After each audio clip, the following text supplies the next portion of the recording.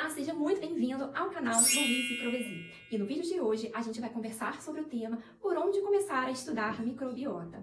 Então, bora lá?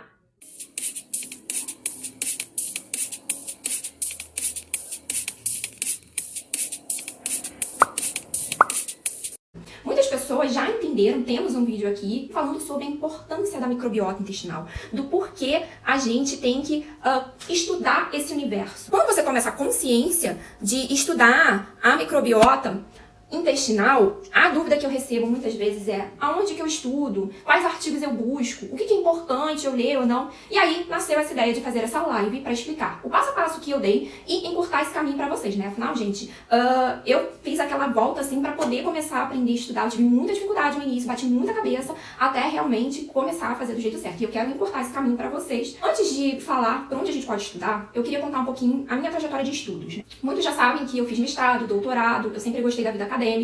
E na época que eu defini o meu projeto com a minha orientadora, né, antes da de entrar no mestrado, no meu último ano de graduação, eu tinha decidido trabalhar com probióticos em obesidade e no controle glicêmico.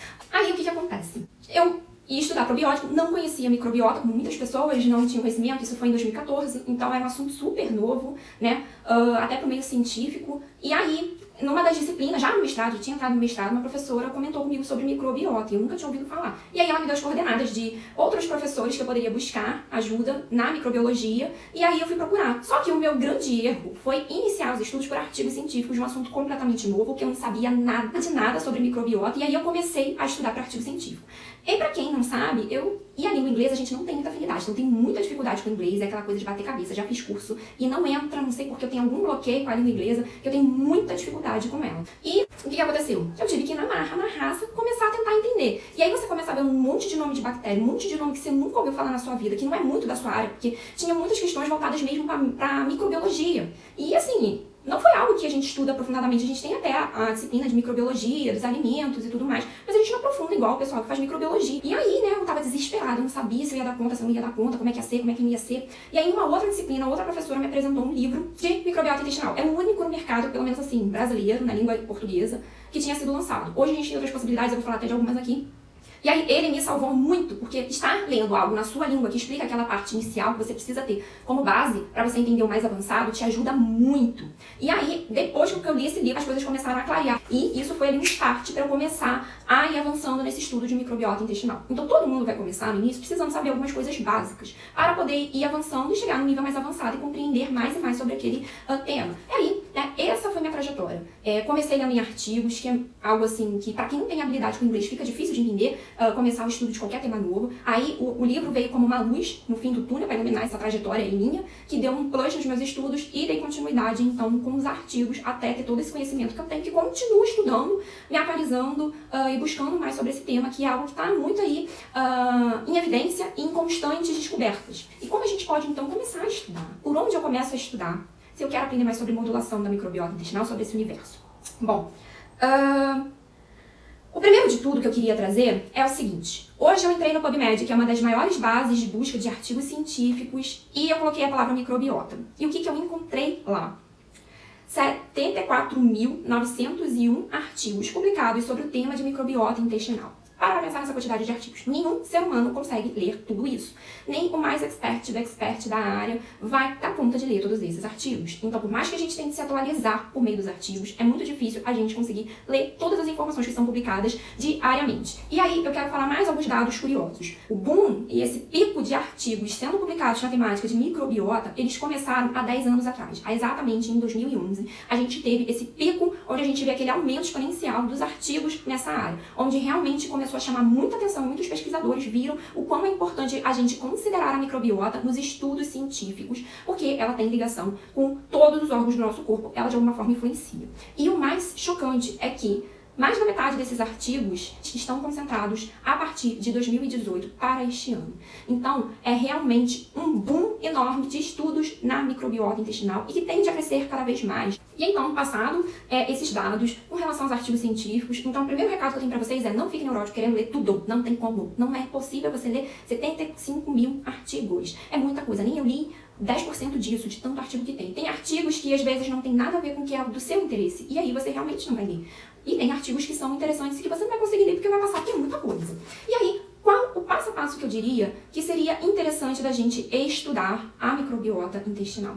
Começar pelos livros, especialmente os livros na nossa língua. Eles vão dar esse norte de trazer conceitos básicos que a gente precisa compreender para poder entender, então, mecanismos mais avançados, conceitos mais avançados desse universo da microbiota, já que é um universo que é complexo, sim, e que muita coisa a gente ainda não sabe, a gente ainda está descobrindo. Mas, gente, olha, é super possível aprender, qualquer pessoa pode aprender.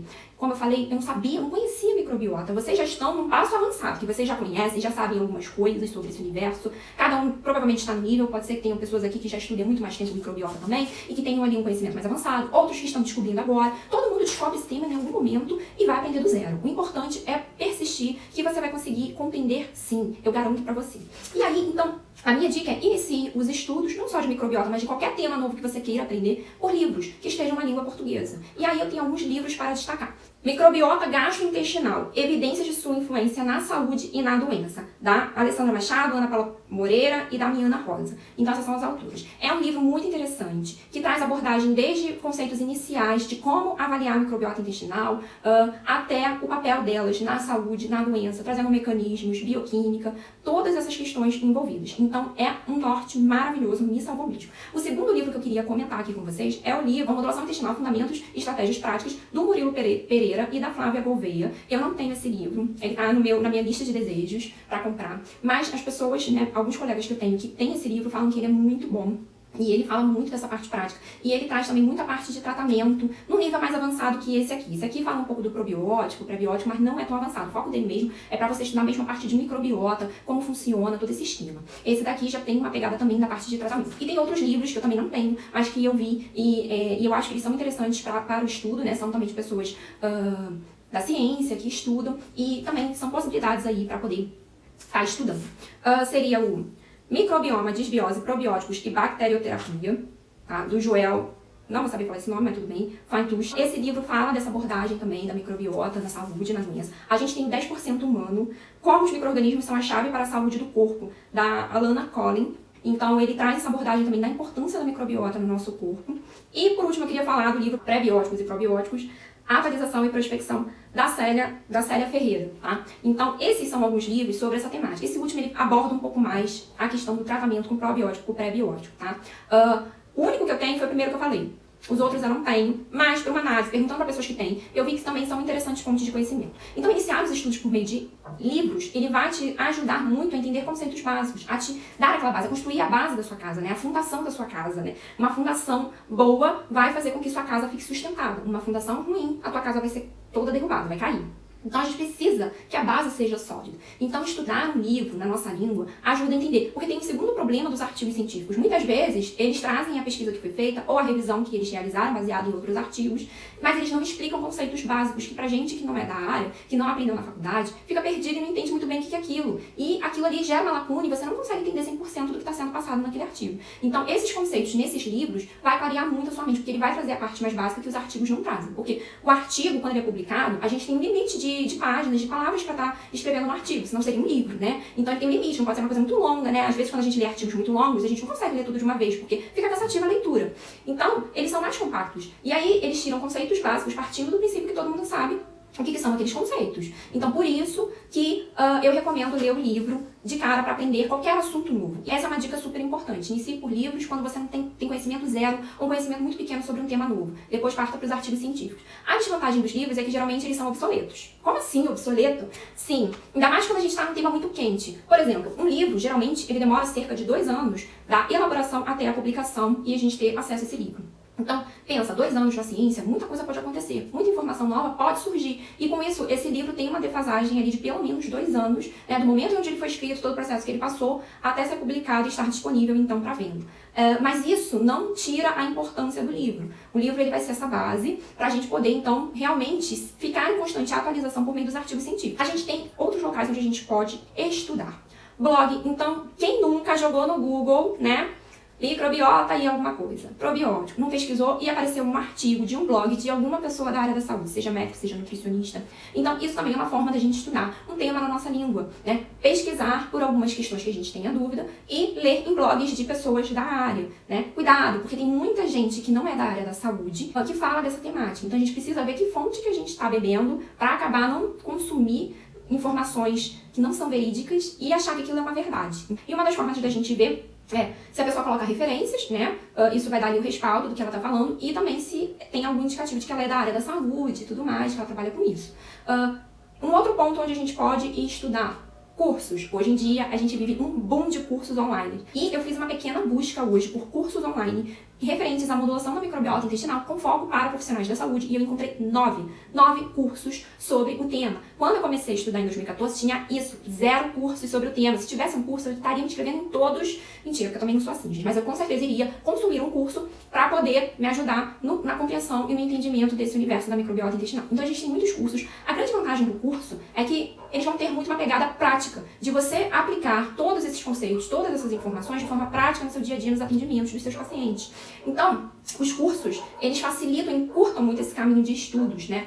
Ele encurta a necessidade de você ler livros, de você ficar buscando por artigos científicos, porque muitas vezes os cursos, eles são pautados nos artigos científicos, o autor do curso, ele leu vários artigos para poder ir montando ali o passo a passo do método dele que ele está vendendo para você. Então, isso facilita muito. O que não quer dizer que você não vai continuar se atualizando por meio de artigos científicos, né? Essa atualização é constante. A gente que é da área da saúde, tem outras áreas que também precisam sempre estar se atualizando. Então, a cada momento a ciência muda. Quanto mais a gente conhece sobre alguma coisa, melhor para a gente poder tratar os nossos pacientes no dia a dia, né? E a gente ainda tem muitas lacunas, às quais a gente ainda não tem resposta, mas que no futuro, se tudo der certo, vamos ter resposta e também mais perguntas, né? Que a ciência é movida por perguntas. Outra forma da gente estudar e se atualizar, eu diria mais se atualizar até, né? Porque a atualização deixa de ser um estudo, né? Por meio de congressos, simpósio. Hoje, o maior congresso que a gente tem no Brasil é o Ganepão, que a cada 2 anos, esse ano vai ter, ele tem dentro dele um simpósio pré-pró-sim, que o foco é falar sobre microbiota intestinal e a intervenção com pró-pré-simbiótico, entre outras intervenções que a gente tem nesse universo.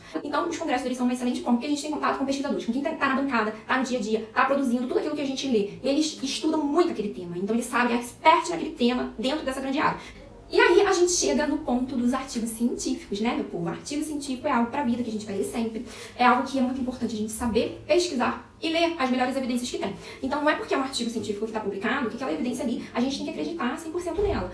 Como eu falei, a ciência está em constante evolução. Então informações que eram faladas há 10 anos atrás, hoje podem ter mudado, mas não quer dizer que aquele artigo foi mal feito, era ruim. Mas era uma questão de que a tecnologia que eles tinham naquele momento dava para ter o resultado X. Hoje a gente, com outra tecnologia, descobre-se mais informações sobre aquele universo e isso vai aumentando o nosso conhecimento, expandindo o conhecimento. Então os artigos científicos é uma forma da gente sempre se manter atualizado, onde a gente vai estar sempre estudando a microbiota intestinal. Então, como eu falei, para iniciar um estudo de uma área nova que você não sabe nada ou quase nada sobre aquilo, eu oriento iniciar estudo por livros e cursos e, em seguida, partir para a atualização com os artigos científicos que vão complementar o que você aprendeu nos livros e cursos e que vão te manter atualizado ali dos temas mais recentes que vão sendo publicados sobre esse tema de interesse. Onde a gente pode buscar artigos científicos? A gente tem muita base de dados de pesquisa para fazer essa busca. O mais conhecido, o mais buscado é o PubMed, que tem acesso a muitos artigos. A maioria dos artigos publicados ficam lá depositados nessa base de busca. A gente também tem o Cielo, e no Cielo, o bacana é que a gente consegue encontrar alguns artigos na língua portuguesa. Não são todos, né? Como a maioria das revistas internacionais elas têm um impacto maior, acaba que os pesquisadores de todo mundo publicam nessas revistas, e a língua geralmente é inglesa. Então, essa questão da língua, para quem tem dificuldade, ela acaba sendo um fator limitador, mas a gente sempre consegue dar um jeito, ir traduzindo, usando ferramentas ali de tradutores para nos auxiliar a compreender. Então, o que aquele artigo está dizendo, caso você não tenha essa habilidade. 3 locais para a gente buscar artigos científicos com qualidade. PubMed, que é onde eu busco muito. Quando eu penso em artigo PubMed, vai automático. Cielo, e também no Google Acadêmico, também é um local interessante da gente buscar. Então, eu vou deixar essas 3 bases de dados para vocês buscarem, que são gratuitas, você pode fazer sua busca. E no Google Acadêmico e no Cielo, a gente consegue também encontrar, às vezes, artigos na língua portuguesa, em inglês e português. Isso facilita quem tem essa limitação. Mas, obviamente, não se limite pela língua, porque tem muito trabalho bom que é publicado por pesquisadores do exterior, tá? E a gente precisa também estar lendo esses trabalhos. Então, valorizar o que os nossos pesquisadores produzem, mas também consumir o que é produzido no exterior. E aí, eu queria passar para vocês 5 dicas de como saber se um artigo é de qualidade, né? Porque não é porque está publicado, que é um artigo científico, que tem peso, essa palavra tem poder, né? Assim, é alguma coisa importante, que o artigo é de qualidade. Tem pesquisas e pesquisas. Tem pesquisas que são muito bem conduzidas e tem pesquisas que têm influências ao qual a qualidade daquele artigo cai. Então, eu tenho 5 passos para você detectar se o artigo é ou não é de qualidade. E eu vou passar aqui para vocês, para toda vez que buscarem, dar essa analisada rápida e ver se realmente vale a pena investir o seu tempo lendo aquele artigo. Então, o primeiro ponto é avaliar se tem conflito de interesse. O que acontece? Muitas vezes, e especialmente na nutrição, a indústria financia algumas pesquisas com o intuito de divulgar algum produto específico. E com isso ocorre muito com probióticos, tá, gente? Tem muito artigo de probióticos que foi financiado por alguma indústria. E quando há conflito de interesse, pode haver a possibilidade de aquele estudo ser tendencioso para ser favorável para o produto. Você tome muito cuidado com o que está escrito, principalmente se for muito enaltecendo o produto, porque às vezes pode não ser bem assim por conta desse financiamento. E o segundo seria o critério de seleção. Então, todo artigo ele vai detalhar como foi a seleção daqueles indivíduos. Por quê? Há um viés muito grande na seleção. Pode haver, um dos locais onde pode ocorrer um viés, e isso tudo vai influenciar no resultado. Então, leia com detalhes como foi a seleção, a idade. Uma coisa que muitos artigos não fazem e que é uma falha, eu diria, é misturar homens e mulheres, que a gente sabe que a microbiota é diferente, que o metabolismo é diferente. Então, juntar eles e comparar eles como se fossem todos iguais é complicado no estudo de microbiota. Isso quer dizer que o artigo é ruim? Não, mas a gente tem que considerar isso, especialmente se você atende apenas um público ou feminino ou masculino, que aquele estudo ali, ele tem de certa forma, esse viés por ter uma amostra heterogênea, que a gente chama, né? O resultado que ele encontrar pode não se reproduzir, então, no seu público, porque você tem essa influência ali desses diferentes gêneros. Outra questão importante no critério de seleção é observar o cuidado que ele teve ao selecionar. Se ele fala se esses indivíduos não estavam tomando antibiótico ou outros medicamentos que possam influenciar a microbiota intestinal. O uso de iogurtes e leites fermentados também tem que estar descrito se eles estavam ou não consumindo ao longo do estudo. Quando essas informações não são ditas, muito provavelmente os pesquisadores não fizeram esse tipo de pergunta. E isso já deixa os resultados enviesados com relação a se algum participante ou alguns participantes podem ter, durante o estudo, consumido ali iogurte com frequência, porque consumir um dia não vai ter problema. O problema é a pessoa consumir do início ao final, porque vai ter uma influência ali no resultado do iogurte. O terceiro ponto é o método empregado. Qual foi o método? Está descrito como ele avaliou a microbiota em detalhes, a técnica que ele usou ou não. Então é importante a gente ver se a metodologia descreve detalhes importantes. Quando não descreve, não quer dizer que o artigo ele é ruim, a gente deve condenar. Mas, às vezes, a falta de algumas informações importantes, a gente não sabe como foi feito exatamente aquilo ali. E o espaço de métodos é justamente para detalhar como foi feito para que um outro pesquisador possa reproduzir aquele estudo em outro local, em outro país, com outra população. Né? O quarto elemento é a revista. A revista, sim, tem impacto. Eu sempre falo, não é porque o artigo está numa revista pequena que ele é ruim, que a gente tem que condenar. Mas, obviamente, que as revistas maiores, que são aí consideradas A1, que tem um fator de impacto maior, de 4 para cima, elas têm um cuidado maior na seleção dos artigos. Então, elas têm revisão por pares, vai ter uma análise mais crítica. E algumas revistas menores, elas não têm tanto esse critério para aceitar artigos, às vezes não tendo essas revisões e o próprio editor já aceitando sem modificações do artigo. E a gente pode ter, então, publicado naquelas revistas artigos que não são de qualidade. E lembrando que os pesquisadores renomados que fazem pesquisas importantes, com todo cuidado, geralmente eles vão buscar as revistas maiores, né? E não essas revistas menores. Então, sempre fique atento a essas questões também da revista a qual foi publicada. Se for uma revista muito pequena, desconhecida, com fator de impacto muito baixo, a probabilidade daquele artigo não ser uma evidência muito confiável é maior. E o quinto e último ponto que é importante da gente ter atenção ao ler um artigo científico é o seguinte. Muitas vezes, os autores eles tendem a extrapolar um pouco seus resultados ou enaltecer os resultados. Muitas vezes acontece que encontra-se uma evidência que às vezes não dá significância ou que o impacto daquele resultado ele não é assim grandes coisas e o autor tenta no final vender seu peixe falando que o resultado foi maravilhoso, foi excelente, que não sei o que, extrapolando, e às vezes estudos em animais extrapolando aqueles resultados até para humanos. Então a gente tem que tomar cuidado com relação a esse tipo de conduta. Então é importante a gente ler sempre em detalhes os resultados, o que aquele autor ou aqueles autores encontraram no estudo, e não ir partindo direto para uma conclusão, para ver o que eles concluíram, porque muitas vezes tem autores que enaltecem o resultado encontrado e não foi bem aquilo que foi encontrado, porque eles têm essa tentativa de dizer, a gente tem uma tendência, né, na pesquisa de encontrar um resultado, a gente tem que encontrar alguma coisa positiva, negativo, positivo é melhor, mas se for negativo é resultado. Só que a gente tem que ter em mente que a ausência de um resultado positivo ou negativo também é um resultado, e a gente também tem que valorizar esse não resultado, né? Talvez não faça diferença nenhuma aquela intervenção e tá tudo bem, né? Então a gente tem que tomar cuidado, porque às vezes tem alguns autores que têm essa tendência de enaltecer o resultado que foi encontrado para vender o peixe e dizer, olha, a gente encontrou um resultado e esse resultado foi maravilhoso. Então a gente sempre precisa ler com um olhar crítico e ver se aquilo realmente vai ser importante para o nosso paciente. Então é importante a gente sempre se manter em atualização, estudar, ler os artigos científicos, sim, com um olhar crítico, considerando esses fatores que eu abordei aqui, para ver se realmente eu devo confiar naqueles resultados ou se ele tem alguma falha metodológica ou de seleção que poderia influenciar nos resultados, e aí eu deveria de ter mais cautela ao interpretar o que está sendo falado ali. Então a gente tem que ter esse olhar crítico, essa visão crítica ao ler artigo científico. Não é porque é um artigo científico publicado que a gente tem que confiar 100% na informação ali, porque infelizmente há sim o conflito de interesse, especialmente influenciando ali nos resultados. Então a gente tem que ter essa cautela nesses 5 pontos para poder ver se aquele artigo realmente é de qualidade ou não.